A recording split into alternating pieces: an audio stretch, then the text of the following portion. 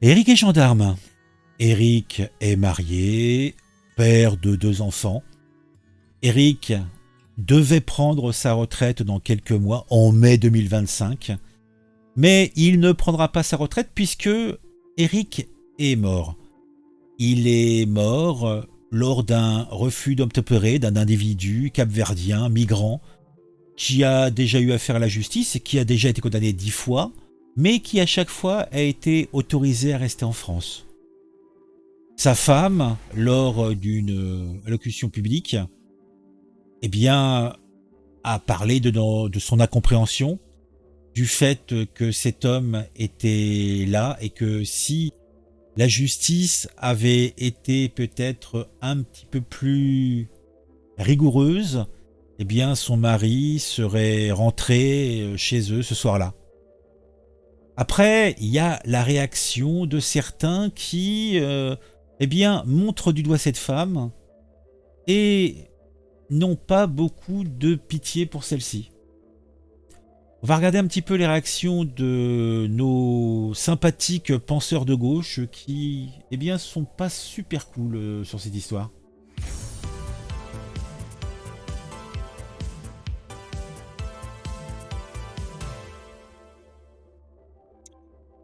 Oui, donc vous voyez ce gendarme qui, dans quelques mois, devait prendre sa retraite et qui, hélas, eh bien, n'aura pas l'occasion de le faire.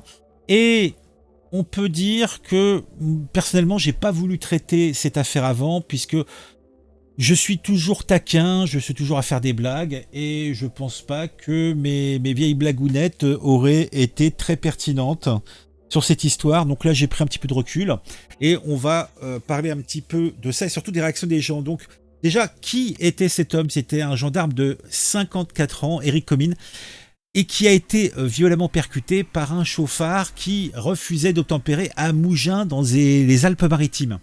Il a été très grièvement blessé et a succombé à ses blessures quelques dizaines de minutes après avoir été percuté. Marié, père de 2 enfants, des enfants mineurs âgés de 12 et 16 ans. Il était un sous-officier de la gendarmerie expérimenté et il était engagé depuis plus de 30 ans. Le suspect est un migrant capverdien, il a été interpellé et placé en garde à vue. Lors de son audition, il a indiqué avoir percuté le gendarme involontairement et, pris de panique, avoir quitté les lieux. Oui, il a quitté les lieux, donc je vous laisse voir la séquence pour vous, si vous ne l'avez pas vue, mais c'est quand même consternant. Donc le suspect affirme n'avoir pas vu le gendarme sur la chaussée. Sa garde à vue a été levée et il a été déféré au parquet pour en fait que la procédure puisse avancer. Donc il a été mis sous scellé, comme qui dirait. Il risque de la tôle, mais après on se demande est-ce que c'est vraiment ça qui est important, puisque ce suspect est déjà condamné 10 fois pour des atteintes aux personnes et des infractions à la circulation routière. Lors de son interpellation, il était alcoolisé. Le véhicule qu'il conduisait, une berline Bendoulé noire, a été retrouvé dans un box situé dans la commune de Valoris, présentant des traces de ripage sur le capot. Ouais. Eric Comines était très apprécié de ses collègues et des citoyens. Eric était un gendarme discret, mais extrêmement fiable et expérimenté. Souffle l'un de ses frères d'armes. Il était très efficace et connaissait parfaitement son travail. L'adjudant Jérôme Juel, affecté au peloton motorisé depuis 2013, a répondu, ému aux journalistes: « Il y a 11 ans, je l'ai rencontré, il m'a accueilli, il m'a appris le travail. Eric était très humain, calme, posé, intègre. Il faisait l'unanimité parmi nous, mais aussi parmi les citoyens. Il ne s'énervait jamais. » Une cagnotte a été mise en place pour soutenir la famille d'Eric Comines. Les dons seront au profit de son épouse, Harmonie, et de ses 2 enfants, Valentin, 15 ans, et Marie, 11 ans.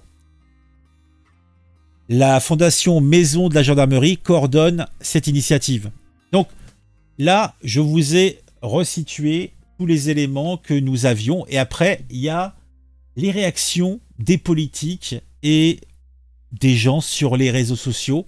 Et là, je dois dire que on est sur un autre braquet, puisque les réactions ne sont pas terribles. Alors Jean Messia nous dit: bonjour Omar Sy, bonjour Monsieur Mbappé, vous n'auriez pas un mot de réconfort pour Harmonie Comines, la veuve du gendarme Éric Comines, fauchée à mort par une paix à Mougins suite à un refus d'obtempérer. Pas une larme pour cet ange parti trop tôt, un vrai celui-là. Merci. Oui, parce que en fait, ce qui est surprenant, c'est les réactions des gens. Par exemple, là, si on regarde un petit peu la presse, par exemple, le Huffington Post, quand il y a eu le drame de Naël, donc on a eu la famille mort de Naël, la vive émotion de sa mère sur les lieux du drame un an après. Voilà, ça c'était il y a quelques semaines. Et quand on voit la réaction de la femme d'Éric Comines, donc là, le Huffington Post nous dit: gendarme tué à Mougins, le discours très virulent de la femme d'Éric Comines lors de ses obsèques. Donc dans un cas, c'est la vive émotion d'une mère, et dans l'autre cas, c'est le discours très virulent. Vous voyez, il y a un deux poids deux mesures. Donc ça, c'est au niveau, par exemple, de la presse, hein, une presse de gauche. Donc oui, la réaction du ministre démissionnaire, donc le garde des Sceaux, eh bien, Éric Dupond-Moretti n'a pas donné signe de vie depuis le décès d'un gendarme. Ouais, bah oui, toujours pas. Donc la France a tué mon mari, la femme de gendarme tuée à Mougins s'exprime. Je l'affirme haut et fort, la France a tué mon mari. La France a tué mon mari, le père de mes enfants. La France a tué mon mari par son insuffisance, son laxisme et son excès de tolérance. La France a tué mon mari. Comment? Pourquoi? Pourquoi cet homme multirécidiviste peut-il évoluer en toute liberté? Quand est-ce que nos législatifs ouvriront réellement les yeux? Faut-il qu'il soit touché directement pour agir? Combien de morts avant que ces assassins soient vraiment punis? Bagne, expulsion, retrait des droits octroyés par une procédure tellement bien faite, et j'en passe. Voilà, donc ça, c'était la réaction de la femme du gendarme. Et là, on a eu une montée de boucliers, donc on va pas repasser sur la réaction de Marion Maréchal Le Pen et tout ça. Donc, pour mettre fin au refus d'obtempérer qui blesse et tue nos gendarmes et policiers, il faut changer la loi et les autoriser à faire usage des armes. Vous voyez, on est toujours entre les deux extrêmes. Oui, pendant ce temps-là, bon, ça n'a rien à voir, mais le Sébastien Delogu a été arrêté et verbalisé dans la nuit de samedi à dimanche à Marseille pour avoir roulé à contresens sur une voie de bus. Ah, bonjour nos députés. Mais là, je vous le disais, d'ailleurs, on a aussi Bassem qui a réagi, donc c'est assez intéressant, mais c'est pas le sujet du jour. Donc là, c'est comme je vous le disais, c'est la réaction de certaines personnes. Affaire de Mougins, famille de gros faf, qu'elle rejoigne vite cette sale déferlement de haine à gauche visant la veuve du gendarme Éric Comines après son discours sur son mari et le laxisme en France. Voilà, donc on a vu échantillon des commentaires.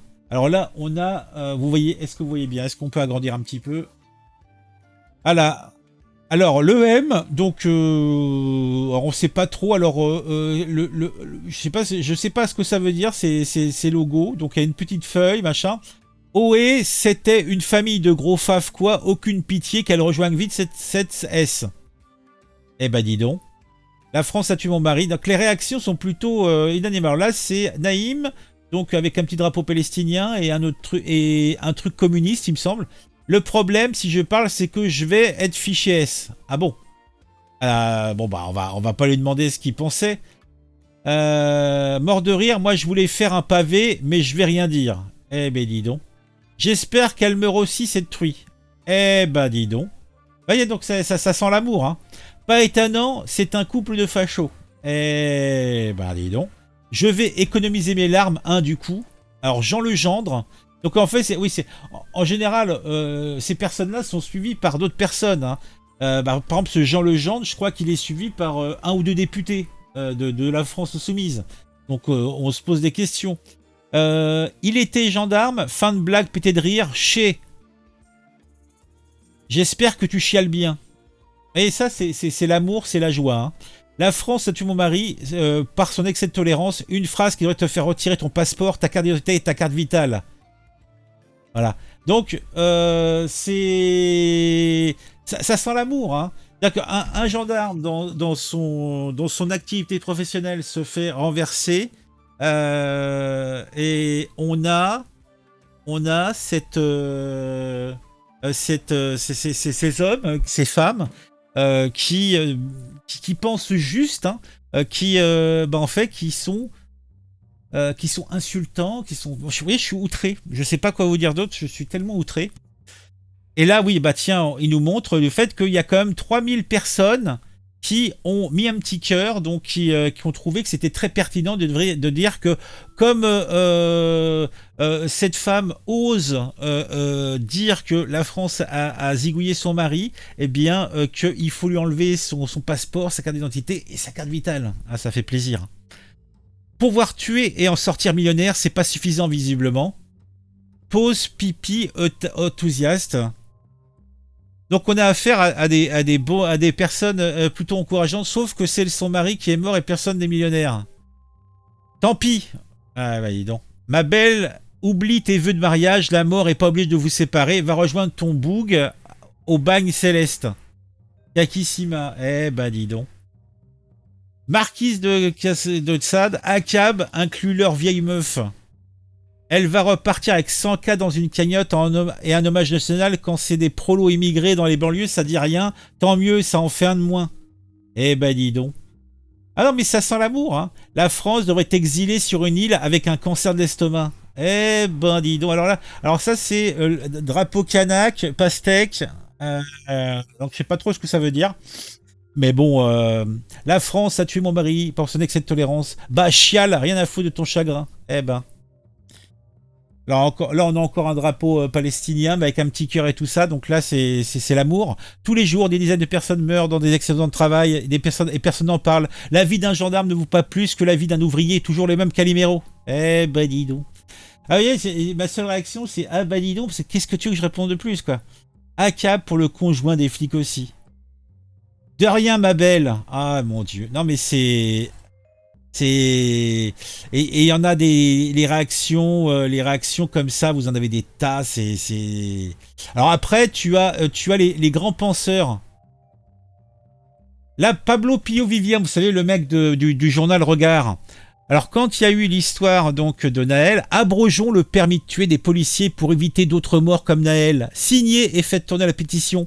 Et quand il réagit donc à l'accident, au refus d'obtempérer qui a valu la vie donc aux gendarmes, refus d'obtempérer, on ne peut pas changer une loi parce qu'il est arrivé un fait divers aussi abominable. Donc là, il nous dit, bah non, on peut pas changer la loi parce que même s'il y a eu un fait divers, on va pas changer la loi pour rien. Alors qu'il y a quelques mois, il nous dit, ah bah il faut changer la loi parce qu'il y a eu un fait divers insupportable. Vous voyez, il y a le deux poids de mesure, c'est ça qui est insupportable. C'est ça qui est insupportable. Bon, je vais arrêter, là ça fait déjà 13 minutes que je parle pour rien.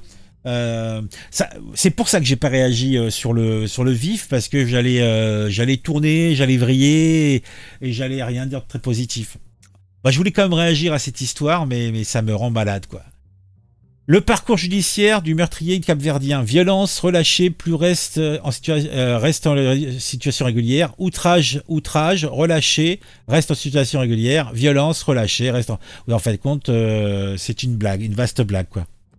Le deux poids deux mesures, deux qui transpirent la honte. Un refus d'obtempérer ne peut pas être une condamnation à mort pour personne, jamais. Donc ça, c'était la réaction donc au drame de Naël. Et sa réaction au drame du gendarme, toutes mes pensées et mes sincères condoléances aux proches du gendarme qui ont perdu la vie hier lors d'un refus obtempéré. Donc service minimum, quoi, service minimum. Bon là, ça on l'a vu tout à l'heure. Donc c'est ignoble. C'est ignoble, mais bon, c'est pas inhabituel. Donc...